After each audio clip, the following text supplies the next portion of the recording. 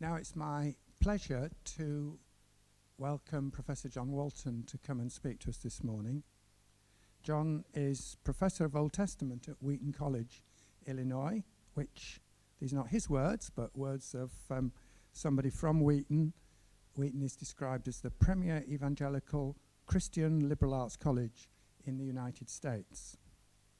He was formerly professor at Moody Bible Institute for 20 years, and his primary interest is in areas of comparison between the Old Testament and the ancient Near East, particularly in Genesis. He's written a lot on this subject, and if I might just highlight a couple of his books, which are pertinent to his talk today. They're entitled The Lost World of, and there's The Lost World of Adam and Eve, and then there is the Lost World of Genesis 1. And this is just a sample of his prolific writing, which is indicated in this handout here. And if we perchance sell out of all his books, which is quite possible, then please take a flyer, and that will allow you to order them online or back home when you get home. So, John, it's a pleasure to have you come and speak to us. And you're going to come to speak to us about understanding Genesis in context. And if I just sort out the slides.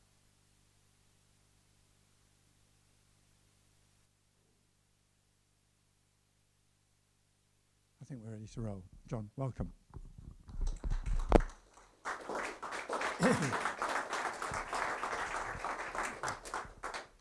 Thank you. Thank you. It's very nice to be here.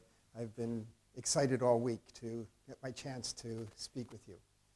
There's a very vocal group of Christians in the United States especially, but not limited to there, who believe that if you're going to be a Christian who takes the Bible seriously, that you need to believe that the earth is young, and you need to believe that evolution is totally wrong and unacceptable. It's a vocal group, and as a result, there are Christians in the United States who really struggle with this issue. Do I have to choose? It sets up a warfare mentality that I have to choose between the Bible and science. And that if I'm going to be a Christian and believe the Bible, that I have to therefore set aside science. And it creates a warfare mentality.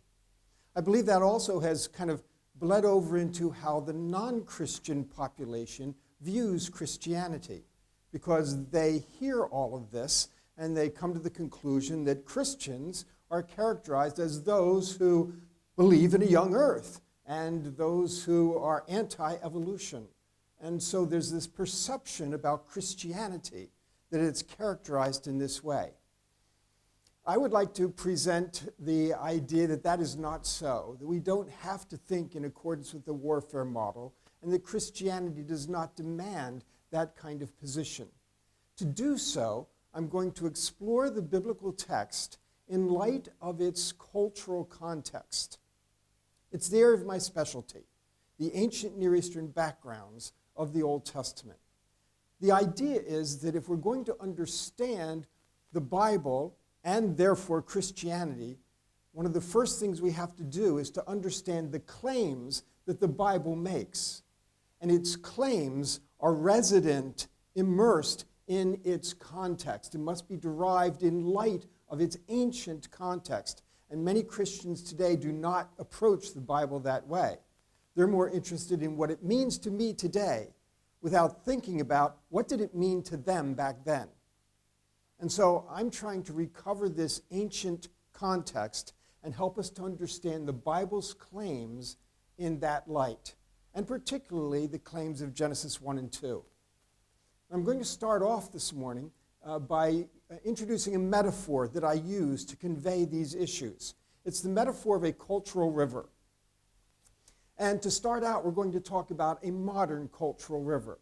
Now, the one that I've portrayed here is the United States cultural river. Here in this room, we have probably a dozen different cultural rivers, maybe more. And so the list that you could come up with for your own cultural river may be different, although you'd probably recognize lots of these. and lots of these might also be in your own cultural river. But these aspects of cultural river, and we could expand it by dozens more, these aspects are sort of what we know of our world, how our world works, the values, the principles, the concepts, the cognitive environment of our modern culture. And so for the United States, these are many things that describe our cultural river. You can see that they include economics, they include politics, they include kind of abstract concepts like freedom, they include science, because science is very much a part of our modern cultural river. And so whether it's Big Bang in the expanding universe or whether it's evolutionary thinking, those things are part of our cultural river. Now, the thing about a cultural river is that most people in a particular cultural river aren't necessarily fond of all the aspects of their cultural river. There are parts of these that most Americans would be very comfortable with, and they just float along, carelessly, happily in those currents. But there are other things that various Americans would take objection to. Again, for that vocal group of Christians that are young earth, they would object to the scientific things in this cultural river. They would want to resist them. But even if you're resisting the things in your cultural river, the fact is it's still your cultural river. You know it, you're familiar with it, you can interact with it, and in fact you can't interact without it because it is the world you live in. And that's the thing about a cultural river. Whether we like it or not, that's what it is. Cultural rivers, of course, can change and shift over time, but usually the changes are very gradual. So something like this helps describe an American cultural river, and you could do the same with yours. One of the main points I want to make here is that the ancient world knows nothing of this cultural river. No surprise. None of this would make any sense to the ancient world. An ancient Babylonian or Egyptian or Israelite would know nothing of these elements. And if we think of the Bible as being written by Israelites, inspired by God, as Christians believe, but still written by human beings in a language, in a culture, they are writing to their cultural river. The Bible is not written to all cultural rivers. It's written to a specific cultural river. And the authors of the Bible do not anticipate any other cultural rivers so as to address them sort of subtly between the lines. And I would propose that God does not do that either. That's a longer discussion. Perhaps it can come up in the Q&A or at breaks. But the idea is that we need to read the Bible in light of its own cultural river. It's in a language, it's in a culture, and we need to read it that way if we are going to understand the claims that it has to make. Now, that also means that when we're reading the Bible, we need to try to understand its cultural river. As we all know, there are great challenges to understanding someone else's cultural river. Many of you have experienced it in the room this week as things come up and ideas and words that are difficult to kind of transfer or to understand. And even translation poses a problem because languages aren't meant to kind of carry everything across cleanly. And so we know that understanding someone else's cultural river is difficult. It can be helpful, of course, if you have informants, people who know that other cultural river and can acquaint you with it. But that's more difficult when the cultural river you're trying to penetrate is a cultural river of the distant past. But as ones who read the Bible to try to understand its claims, we have to understand it in terms of the ancient cultural river. Excuse me. Now we have some ideas coming up on the screen here which represent the ancient cultural river. Again, depending what culture you are from, some of these might be more familiar to you than they would be to Americans, because some of these ideas still exist in world cultures. Although, even if they do, they probably exist in different forms. But these are aspects of the ancient cultural river, and they're pretty much held in common across the ancient world. It's true that Egyptians and Babylonians did not think the same way. or the Babylonians of the second millennium and Babylonians of the first millennium did not think the same way. Yet, most of these elements extend across those time and culture boundaries. And so these are aspects, some of the aspects, of the cultural river of the ancient world. Some of these are ones that Israel was perfectly comfortable with. As a matter of fact, they were pretty comfortable with all of them, but some of them are ones that the revelation they received from God through the prophets tried to urge them to resist, to stand against them. And even when they successfully did that, they still were in a situation where that's the cultural river they know. They talk into that cultural river. The authors and audiences of Scripture are in this cultural river. And they won't always explain the cultural river because they know that their audience understands it quite well. So this is the cultural river metaphor. And part of our task as interpreters of Scripture is to understand the cultural river of the ancient world and at the same time try, as hard as it is, to set aside our own cultural river so that we don't read our cultural river onto the text, because that imposes something foreign on the text, and it's going to make its claims sound like they're different than they are. We have to understand the claims of the biblical text in light of its cultural river, not in light of our own. Now, that's the basic premise that I want to use to address the chapters in Genesis. What issues come out of their cultural river? We don't want to read Genesis in light of modern science. That's the last thing we want to do. Modern science is our cultural river. And if we try to make the Bible speak to our cultural river, we are not going to get the claims that it's actually making. We're going to be imposing our ideas and our questions on the Bible. We like to think we can just read the Bible as it is. Christians love to do this. They love to open their Bibles and just kind of, let it wash over and the flow of God's Word and just try to read it as it is. That can be a problem because that usually means we're reading it from our own cultural river, which means we're imposing something on it that's not there. That's a problem. And so we discover that reading instinctively is not reliable. Doesn't mean it's always wrong, but it's not reliable. Because when we read instinctively, we read it from our cultural river. And so that can be a problem. The problem is that the Bible is written for us. That's what Christians believe. But we all know it's not written to us. You know your Bible has been translated into your language. You know that it's from a foreign culture. It is not written to us, even though it is written for us. And we're often so anxious to jump to the for us part that we forget the not to us part. And so we have to start thinking about the Bible differently. We must ask their questions in order to understand their claims. So imagine the situation. A little boy, 9-year-old Tommy, walks into the kitchen and says, "Mom, where did I come from?" The mother panics. "Oh, he's only 9 years old. I wasn't ready to have the conversation yet about all of those things." "Okay, Tommy, so sometimes a man and woman fall in love and they get married and they decide they want to have children. And so and she kind of goes through it as best she can. And the boy listens patiently. And she finishes up, she says, "So Tommy, do you have any questions?" He said, "No, I guess not, but Billy says he comes from Indiana."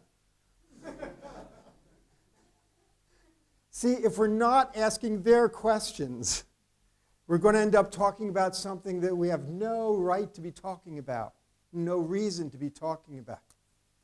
We are accountable to the author's intentions. See, Christians talk about the idea that the Bible is inspired by God and that the authors are working under the power of the Holy Spirit. And that means we're accountable to them. We're accountable to the authors who were in a culture working in a language. And we have to interpret the Bible that way. We talk about reading the text literally. Oh, be careful here. You can't read a text more literally than to read it according to what the author intended to communicate. That's literal reading, not reading it literally in English, not reading it literally according to our modern cultural river. Literal reading has to align with what the author intended to communicate. And so even that can kind of skew our conversations. So, I want to get into our proposed thesis for the day. I'm very fortunate to have a son who's a graphic designer and who does my PowerPoints. Call out. Okay, so my proposed thesis. First of all, we have to start with text. Biblical text is where I always begin, and even though we're going to compare it to the ancient Near East, we have to start with the text. Now, there's a lot we could say here and a lot that I have to skip. It's in the books. We can talk about it in questions and answers, but let me start with this one, and that is to try to understand what the Bible means about creation. We have to understand the terms that it uses, and we have to understand how they thought about creation in the ancient world. It may not be the same way we think about creation. And so we have to ask those hard questions. So we notice in Genesis chapter 1, verse 2, it said in verse 1, "In the beginning God created the heavens and the earth." I take that as a literary introduction. Okay? And now it's going to tell you the story. So the beginning of the story is verse 2. And it says, "The earth was formless and void." That's an old translation. Formless and empty, all kinds of different ways that it's described. Not necessarily good translations. But that's how you'd read it in your Bibles. But what we notice is that there at the very beginning of the story, the very first word says, "The earth was," and describes it. And you'd say, wait a minute, where'd the earth come from? It didn't say. See, the first verse is just a literary introduction. In the beginning, God created the heavens and the earth. That's what the story is going to be about. That's not an act. That's not something God did then. It's rather, this is the story I'm going to tell you. And the 7 days in Genesis 1 is that story. And at the end of the 7 days, it says, "And so in the 7 days, God created the heavens and the earth." That's the story he told you. So the first stage, the before picture, before and after, the before picture is described in verse 2. And there the earth is already in place. It's described. And there the sea is already in place. That gives us the idea that the starting point is not lacking matter. Earth and sea are there. That doesn't mean they didn't think God made the earth and the sea. It's just that's not the story they're going to tell. Billy says he's from Indiana. Okay, what's the story they want to tell? This is not the question, what has God done? This is the question, what does this narrator in this passage want to convey about God's creative act? And we have to take it on their terms. So the starting point does not lack matter, but it lacks order. Okay, now how do I get to that? I get to that by means of what we see in the verse and the words that are being used. First of all, darkness and sea are elements of non-order in the ancient world. That is, it's before it was ordered. And in fact, the word that's translated formless, tohu, that's not tofu, that's another joke. But anyway, tohu refers to lacking worth or purpose, a place where nothing is done. Tohu is a place of non-order, a condition of non-order. And so the Bible starts right off and said, the earth was non-ordered, darkness and sea. This is an ancient Near Eastern context. This is how they think in the ancient world. For them, creation is an act of ordering, not an act of manufacturing. It's not about making physical, material objects. It's about ordering the world. So it starts with non-order. And then God orders through the 7 days to bring about an ordered cosmos. We see an Egyptian parallel where they talk about the non-existent. The non-existent is a reference to that which has not yet been differentiated and assigned a function, yet having potentiality. Something does not exist in the ancient world when it is not ordered. So that's even a different definition of existence than what we tend to have in our cultural river. For us, existence is typically a material category. And we perceive something exists through our senses. One of our previous speakers talked about that. And so we perceive existence in material terms in our cultural river. In the ancient world, that is not so. Something does not exist when it does not have a role and a purpose in an ordered system. Ordering is what leads to existence. So in ancient Egypt, the desert did not exist. The ocean did not exist because they were non-ordered realms. Isn't that strange? It's hard for us even to wrap our brains around that kind of cultural river where even existence has a different definition.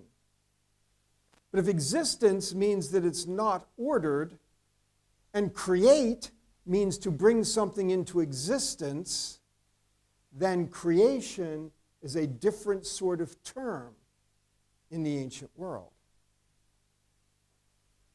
In the Babylonian epic, Enuma Elish, it starts out same way. It's not ordered. There are no names.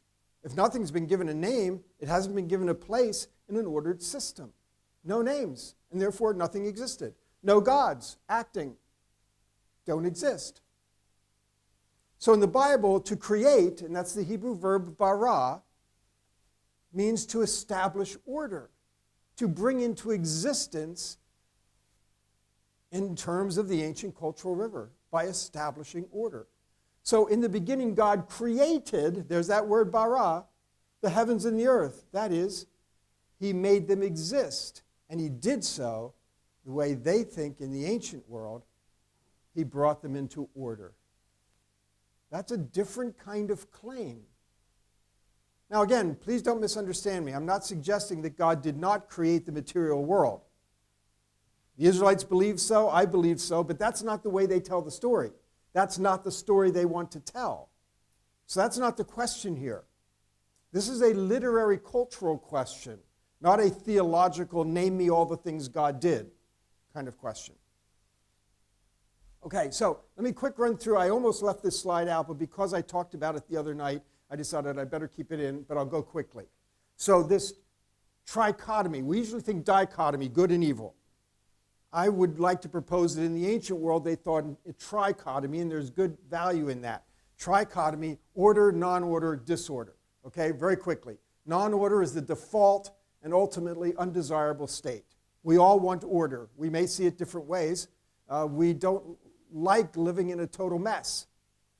Teenage sons might, but we don't like that kind of non-order. So non-order is a default. Everything devolves to non-order unless you maintain and sustain order, which is what God does in the cosmos. Order established by the gods or by humans delegated to that task by the gods, which humans are in the biblical text. Image of God, we are stewards of God working alongside him to bring order.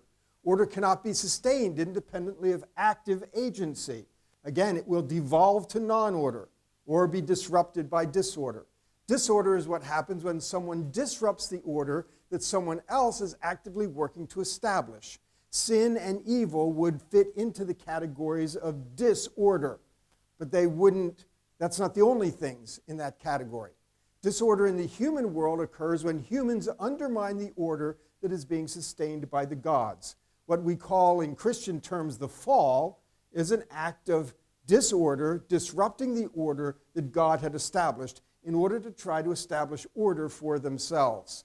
The penalty for disorder is non-order, and the flood is a great example of that. Loads more could be said about that, but that's just to kind of give you the paradigm of this trichotomy way of thinking, which I believe represents the ancient world way of thinking. Okay? So moving on quickly. Sorry that was so fast. So now we have to think about this idea of creating order. How does that relate to Genesis chapter 1? How do we think about the chapter? Okay? So the claims of Genesis 1. Again, my preference, if we had more time, would be to go through them all systematically and point by point, day by day, 7 days, but we've got to just hit the highlights here. First of all, we're talking about role and purpose in an ordered system. That's what we call a functional focus, okay? Functional focus that things function with a purpose in an ordered system. And that's what creation is, to set up that ordered system, to assign purposes, and to kick off functions. Okay? In that sense, I would call Genesis 1, the 7-day account, an account of cosmic identity, not an account of cosmic origins. And that's because in our cultural river, when we talk about origins, we think science. For us, the language of origins is the language of science. And therefore, the minute we read that this is an account of origins, we say, oh, this is about science. No, it's not. Because in the ancient world, it's not that they don't have their own view of science. And as someone said the other day, they're very sophisticated in the ancient world. Unless you're a very competent mathematician, you would have difficulty understanding the mathematics of the Babylonian texts. They're extremely sophisticated. Okay, but in Genesis 1, it's talking about what the cosmos is. Its nature, its identity. And that has to do with what its purpose is. That is, it is ordered in order to be what it is. And we're going to talk about what it is as we move along here. So, a change in terminology, an account of cosmic identity, not of cosmic origins. I consider it a vision statement for the cosmos. Very quickly, I teach at the graduate school at Wheaton, and the graduate school has been around for 70, 80 years. So it's been around, and a couple years ago, they were looking at the graduate school administratively, and they say, hey, wait a minute. The grad school doesn't have a vision statement. You know, these days you might as well say, oh, they're walking around naked. You know, don't have a vision statement. How can you not have a vision statement? Say, okay, we got to get us a vision statement, right? So they set up committees and they have meetings, you know, trying wording this and wording that, trying to fit 800 important concepts into 14 words, because it can't be more than 14 words, and trying to do all of this. America's a crazy place. And so we've got to get a vision statement. And after a year and a half of work, they come up with this crafted vision statement, which is just kind of smushed together lots of words to try to say important things. So, yay, we have a vision statement, excitement, parties, balloons, banners, pin it on the walls, put it on the website, you know, everything. We've got a vision statement, woo! Okay, so, great. Okay, next day, what changed? Nothing. Same curriculum, same courses, same students, same faculty, same facilities, same problems, same administration. Are they the same? And, no, not at all. So nothing changed. Everything's operating the same as it did before we started the process. But everything changed. Because even though we were doing all the same things, we had a focus and a purpose that brought order to all the things that we had been doing. Nothing changed at one level. But everything changed at another level. That's what a vision statement can do. And I consider Genesis 1 to be, in a sense, the vision statement for the cosmos. It's what the cosmos is all about, what it's doing. Now, they didn't have vision statements in the ancient cultural river, but it's still fulfilling the same role. It's telling us what the cosmos is. It is an identity statement. Now, we read in the text, well, God made this and God made that, and we say, well, this sounds material to us. Well, that's because we're in our cultural river, and we think of making, and we think of objects and things of that sort. But this same verb can also mean to give something a function or a purpose. The same verb, the verb basically talks about agency. So by saying God did this verb, asa, it can, by the way, it can mean either to make or to do, which in English is not a combination that works so well. But in Hebrew, that's the range that it has. And what it does, this verb identifies a role in agency. Now, this is not like Augustine, Aristotle, who's got all the levels of agency. They're not doing that in the ancient world. That's the classical world. I'm talking ancient world, and they do not talk about levels of agency. They don't care about levels of agency. They merely make the statement that God is involved in that agency. And it has nothing to do with making out of nothing or making out of secondary or ultimate cause. It doesn't say anything about that. And so God made is a statement of agency. And it again involves ordering. An analogy I can use is that it's not about building a house, but making a home. And let me unpack this one a little bit. So, building a house. Building a house, of course, is the construction. It's the framing, it's the foundation, it's the roof, it's the electricity, plumbing, air conditioning. We're going to wish for that later on today. It's that kind of construction. And certainly to build a house, to talk about building a house, is an origin story. The house has an origin. Yeah, but a house can all be built and functioning as a house. The roof is keeping out the rain, the foundation's holding the structure up, even the plumbing and air conditioning are working. It's functioning as a house, but it may be empty. It's not serving anyone. It's not serving as a home. Now, in our modern cultural river, creation is a house story. When we think science, we think of the house story. We think of the construction of the cosmos, and we think about from the smallest quarks up to the largest galaxies and the far reaches of the universe. We think house story. To us, that's what a creation story should be, how the house was built. And that's an important story, and it is an origin story. And there's nothing wrong with exploring that story. There, science provides the plot. If we think of the universe, of the cosmos as a house, science provides that plot. A house is what you live in, and it's important for us to know what we live in. But that, of course, is a different sort of story from a home story. A home story is talking about how you order the place that you live in. You move into a house, and you want to get that house set up to be a home.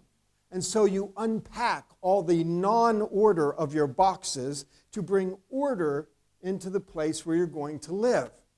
And so in the ancient cultural river, creation is a home story. Whose home is this cosmos? And how does it function as a home? In that home story, theology provides the plot, not science. Home is not a science question. Home was a theology question. Again, our cultural river wants the house story. There's nothing wrong with that. But there's a different origin story, because a home story is also an origin story. We have students over at the house all the time, and we're sitting around in our sunroom, and sometimes they'll ask us about our place. They don't want me to talk about the plumbing and the air conditioning when the roof got replaced last. They want to know how we made this place our home, how it looks like a home and feels like a home. There are two different origin stories, a house story and a home story. And we shouldn't impose our house story inclinations on a text that's telling a home story. Home is where your story comes to life. It's not just a place you live in. And for some cultures, that's not even a building. Home, where your story comes to life, might mean among the people of your community. Okay? Homelessness is an interesting concept. We can't get into it. But home is where your story comes to life. And homelessness may not just mean lacking a house to live in, but lacking a story to inhabit. Now, I confess, I got that line, home is where your story comes to life, at a real estate commercial. But I liked it. And so I swiped it. Okay. So we could, resolving homelessness, to give someone a home. And that's what I think Genesis 1 is doing. It's giving us a sense of home, not a sense of house. So which is the most important story? Well, sometimes that'll depend on your vantage point, depend on your cultural river, what the most important story is. Anyway, so what's the story, the home story for Genesis 1? The home story is that this is God's place. God is ordering this cosmos to work for us, but to be the place where He will dwell with us. In the ancient world, God's rest in temples. We read God resting on the seventh day, and we say, what in the world's going on with that? I don't get it. Well, you're in a different cultural river. Divine rest in the ancient world takes place in a temple. Divine rest is about God inhabiting a temple. God's rest in temples, nowhere else. Temples are built for God's to rest in. The temple is not just a place where people gather for worship. In fact, it's generally not that. It's the command center of the cosmos. God has ordered the cosmos, and now He sits down on His throne in the temple to rule. That's God's rest. God doesn't rest in a bed. God doesn't rest in a recliner chair. God rests on His throne. Wow, that's just different cultural river. Theology of rest in the Bible, I don't have time to go into. God ceases His ordering activity, day 7, to now take command. He's set up the shop and He's ready to open for business. Look at this. We have this in the Bible. Your dwelling place, that's the temple in Psalm 132. And it's His resting place. Dwelling place, resting place, temple. Okay? You have chosen Zion. This is my resting place forever. Here I will sit. Sit. Enthroned. This is biblical, and it's true throughout the ancient Near East. God's rule in temples, and they are at rest when they are ruling an ordered cosmos. Day 7 makes perfect sense, and you really couldn't have the text without it. People may be the climax of the 6 days, but rest is the climax of the creation account. God doesn't just order it and leave. He orders it and rules. Rest is the main goal of creation. Too many people today talk about the 6 days of creation because they're thinking house story, and there's no house story connected with day 7. So they say, oh, that's just an after. There's something about Jewish practice. No, the whole thing's about day 7. Okay? Rest is the main goal. God has ordered it, and He's ruling it. Rest expresses having control over an ordered system, and it's engaging. It's not disengaging. We talk about rest as if we are disengaging, relaxing, leisure time, naps. No, none of you are taking naps. That's good. Okay? It's engagement. God is ruling what He has ordered. That has a lot of impact for our practice of Sabbath, but I'm not going to talk about that. Bring it up in the Q&A.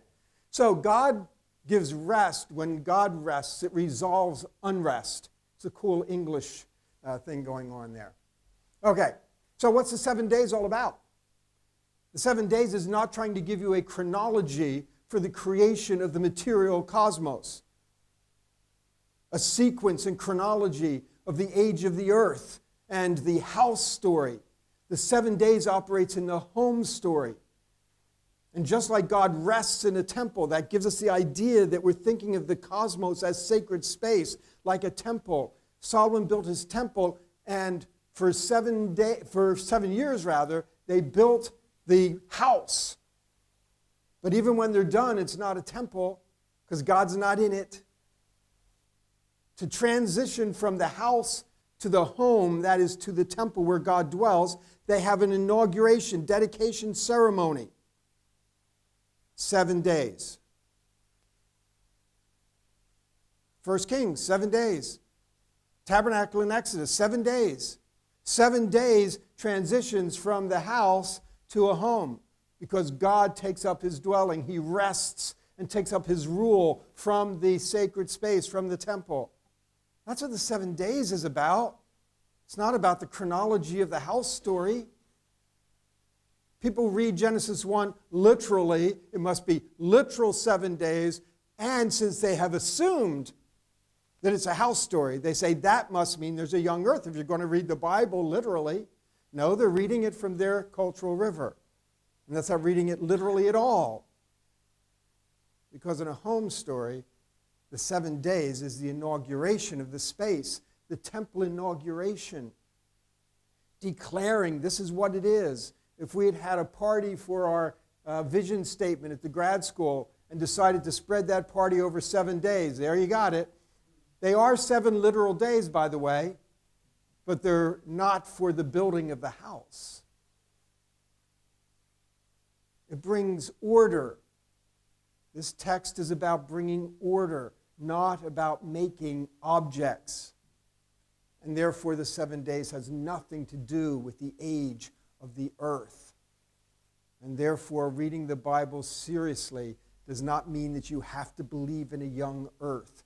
Christians who believe that, I think, are reading the text through their own cultural river, and therefore they are not getting the claims of the text. Now, we have to jump to Adam and Eve, so we're not done yet. Whoa, time is flying. Oh, my goodness. Okay, creating human identity. Phew. Okay, so, I'm going to say that Adam and Eve are archetypes. That means that what it tells us about them pertains to everyone, not just individuals. I don't have time for that one. Their names. Their names are not Adam and Eve. How do I know that? Because those are Hebrew words. And Hebrew did not come into existence until after the time of Moses. So they obviously don't have Hebrew names. Those are names that are given to them by a Hebrew author to a Hebrew audience, and they are describing something important about them.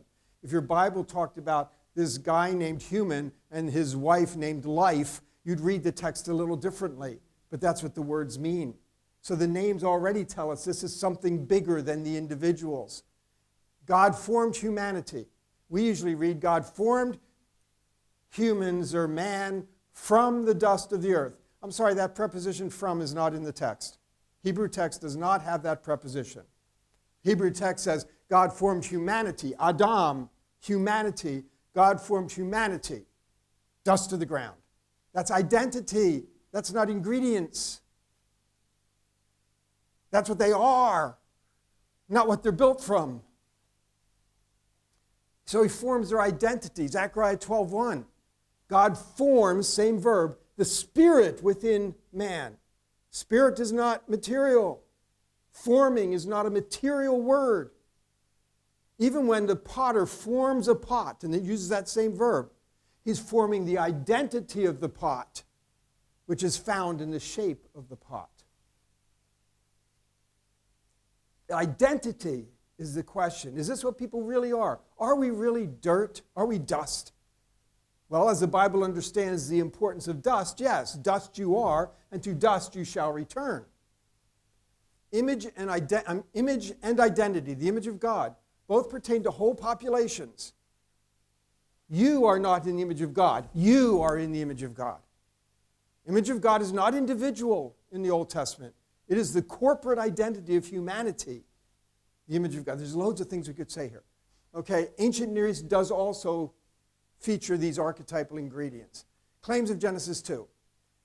Not from, okay, it's not chemistry or craftsmanship. It's mortality. And Genesis tells us that. God formed them, and they are dust. And that means they are mortal. We could get into the mortality question. It's an important one, but we're not going to have time to do it. Immortal people would not need a tree of life. God put a tree of life in the garden.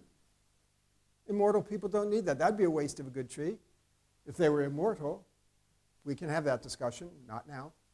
Psalm 103, he knows how we are formed. He knows that we are dust. Okay, that's reflecting on Genesis 2, how we're formed, we are dust. And that shows, of course, that it's we're all dust. Not just Adam.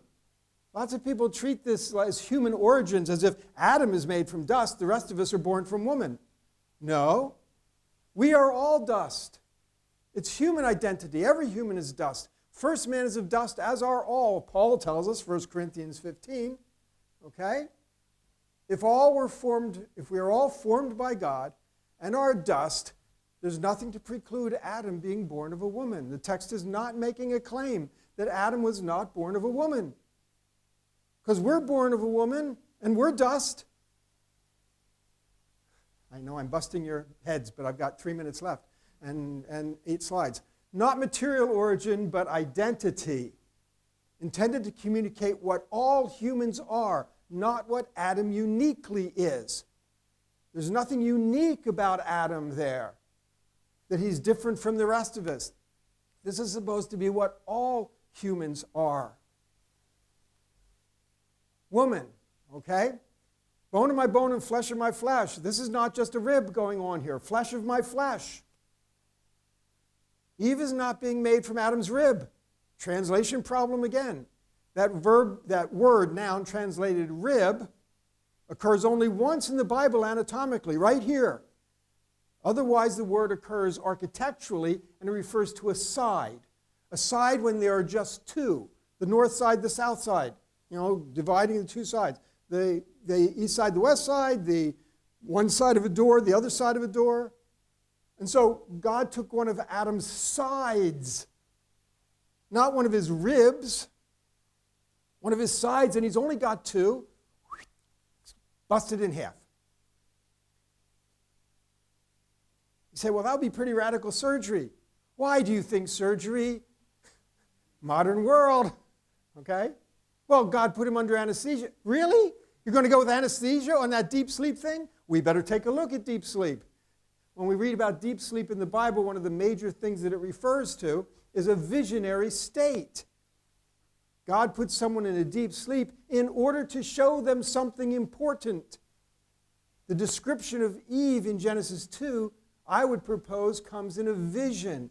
Adam in his dream sees himself cut in half and half being made into Eve. And he says, now I get what woman is. So we have the Genesis archetypes. We learn about human identity. We are created with mortal bodies.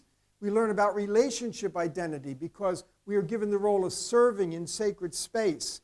I can defend that, but don't have time now. Ask the question.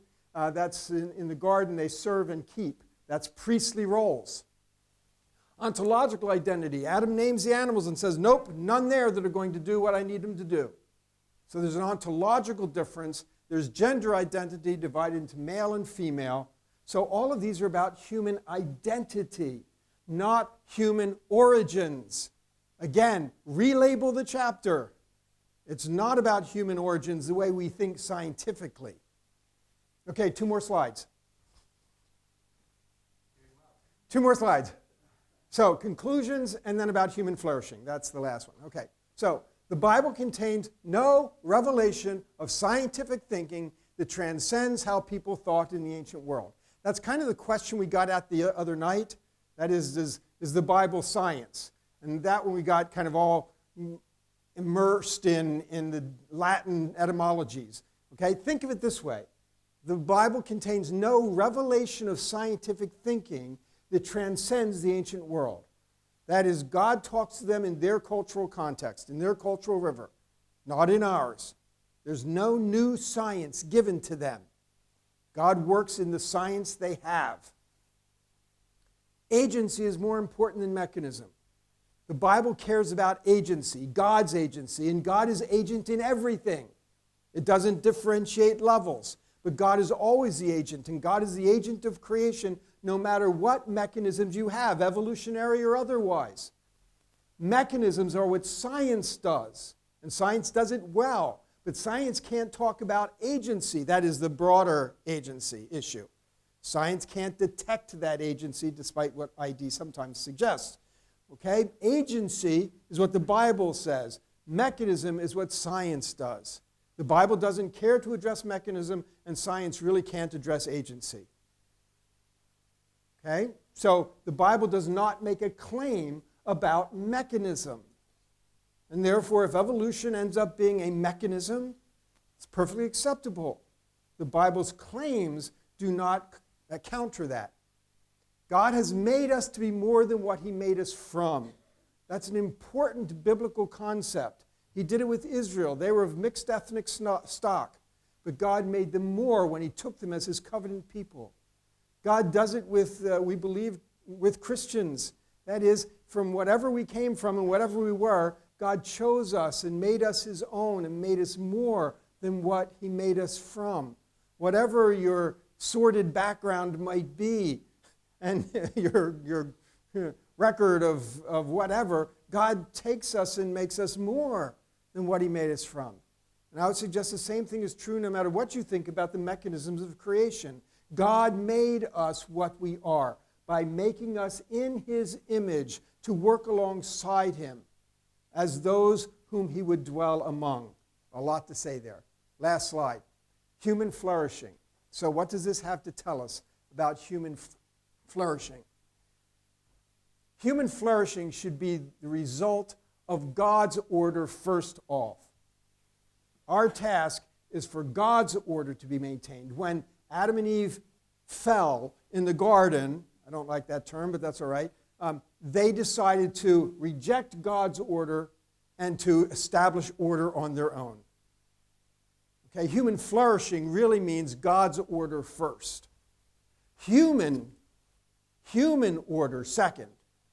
The good of all. Individual order third. Too often when we talk about flourishing today, we start with me. What's flourishing for me? That's all backwards. Second, human flourishing is a result of recognizing the identity given to us by God. And that's precisely what is the message of Genesis. Our identity, being mortal, being dust, gives us a certain humility before God. And so human flourishing has us recognize the identity. We are God's image, which means we are supposed to work alongside Him, bringing about His purposes. In Christianity, human flourishing is relative to the flourishing of the kingdom of God. Again, kingdom of God first, us second, individuals third. Human flourishing then is not about our success, but it is about God's good. We've got plenty to talk about in the questions. Thank you for your attention.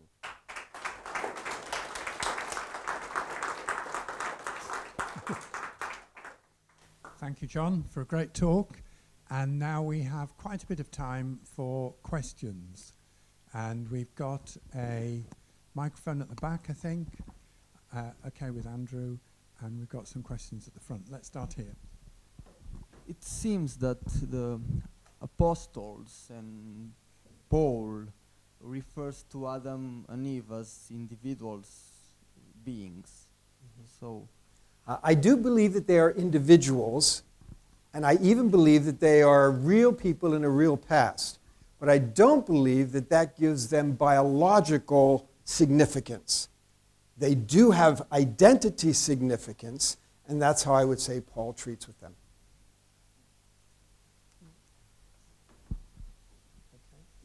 Oh, okay.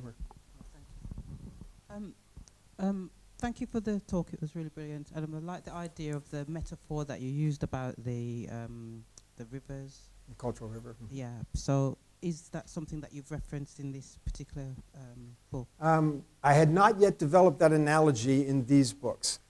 It's in some of my later books. It's in Lost World of the Flood.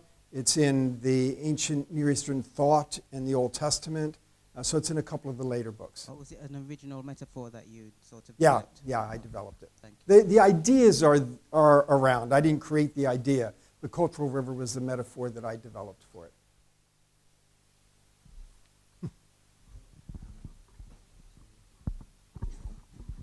Your remarks regarding God resting on the seventh day means ruling on the seventh day. What do they mean for our ideas about our Sunday as a special day? Okay, thank you for asking. I always like talking about that, but I leave it out of my lecture to give more time. Yes, I think that we've misunderstood what Sabbath observance should involve. If I'm correct, and I think I have some pretty good substantiation, if I'm correct that God's resting is connected to His ruling, then certainly we don't want to say, so we are supposed to imitate God. It's not to suggest that we are supposed to rule. Rather, I think instead of imitation of God, we should think in terms of participation.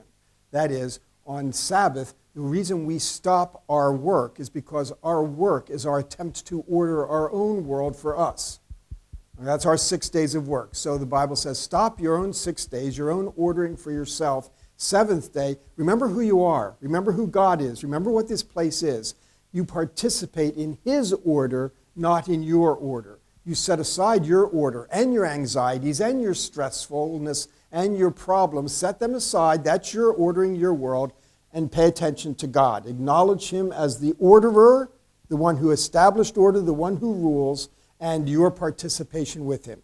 That makes worship, of course, a very logical activity for a Sabbath. and also doing the work of God, as Isaiah 58, 13, and 14 indicate. Doing God's work on the Sabbath, not our own. Yeah, thank you very much for the talk. And you recommended to keep the two rivers, our cultural river and the cultural river of the Bible, separated. And as you certainly know, there are many attempts of authors of our age to try to get the cultural rivers in dialogue and to read the Bible out of the perspective of scientists. For example, John Polkinghorne wrote a book about reading the Bible as a scientist, and there are other attempts to do this. And well, as far as the German-speaking Bible Wissenschaft is concerned, there's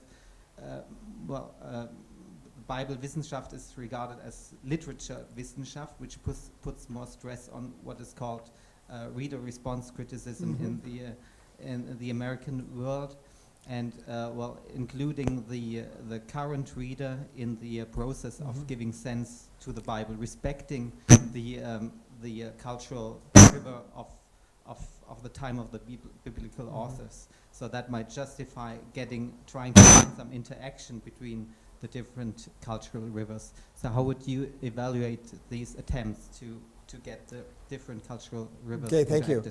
Certainly we have to be aware of both. Again, remember the Bible is written for us, that's our belief, but not to us. But that means we have to start with the to them before we can get to the for us.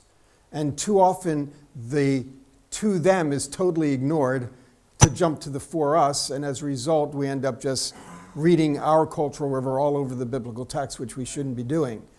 So I think that we certainly have to address the for us part, but it has to be in light of the to them. And the claims are going to be connected in the to them part. Too often we read the claims in light of the for us, and we're making claims that the Bible never made. So we have to be careful about that. Sometimes that's called concordism. Some of you might know the name. Concordism has to do with reading our modern cultural river into the lines of the biblical text. I don't know if I'm... Could you give us an insight on the evidence on the cultural context at the time of when Genesis was written? Sure. Where does this Yeah. evidence come? Okay. In the last 150 years, archaeologists have dug up over 1 million cuneiform texts from ancient Babylonia, Assyria, digs all over the ancient world. These languages had to be deciphered. The texts had to be translated, and then long periods of synthesis and analysis and all of those things, which has led us to where we are now, where we stand at a position where we have the benefit of this over 1 million texts. And that's the evidentiary base. These give us windows to the ancient world. We're still a long way from being able to think like a Babylonian or think like an Egyptian, but these give us a lot of insight into what that cultural river was like. And of course we can see that that coincides with what we find in the Bible. Whether the Israelites are floating on those same currents or whether they are trying to resist them.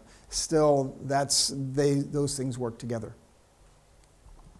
Do you get insights from the modern Middle East where people still live in a rural setting? Not necessarily, because even in the modern Middle East, even in rural settings, those ideas have undergone quite a bit of change.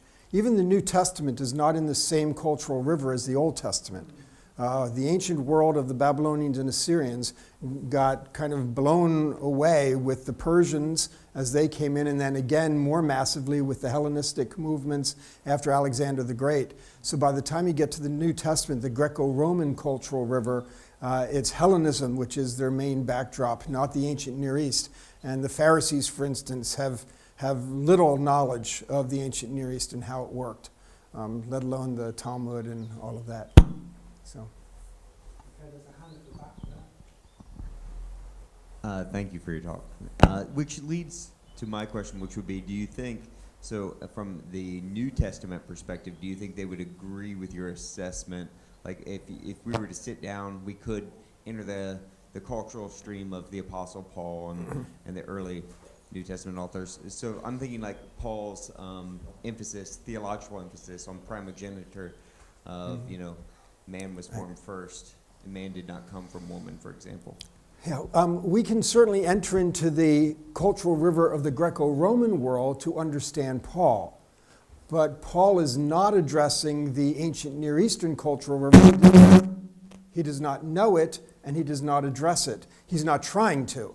In other words, he's drawing conclusions in the for us, for them situation.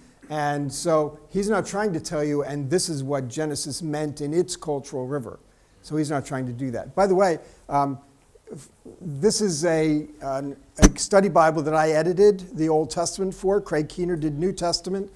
All the study notes in this study Bible are cultural river study notes, whether it's history or geography, archaeology, ancient manners and customs, ways of thinking. All of the study notes in this Bible are cultural river study notes. So obviously one of the problems in trying to understand the cultural river is that as people who aren't specialists, we don't know it. So that's why we're making such tools available for the cultural river. And this is ready to come out in November. This is a course that I teach with 4 scientists. Our names are all up there at Wheaton. And it's to introduce origins from the standpoint of physics, chemistry, biology, and geology. And then with my information on the biblical text woven through it. It's a textbook for courses of that sort, but for anybody interested in science and faith, it kind of will take you through all of those issues. That's coming out in November on IVP. That was a brief commercial. Okay, Thank you, Prof. I would love to know what you think. What are your comments on with regards to the Garden of Eden and the fall of man? Mm-hmm. The Garden of Eden is not designed to be green space, it's designed to be sacred space. In the ancient world, they built luxurious garden parks next to the temples, and then, of course, next to the palaces, because the palaces were close to the temples. And those gardens were part of sacred space. So Adam and Eve are put in the garden, which sets them up as priests, caring for sacred space. They're not landscapers, they're not farmers. They're priests caring for sacred space. And so they have access to the presence of God, which is what happens in sacred space, because it's sacred not by something independent. It's sacred by virtue of God dwelling there. When God dwells there, it becomes sacred space. And that's what temples were. So the Garden of Eden follows a temple model.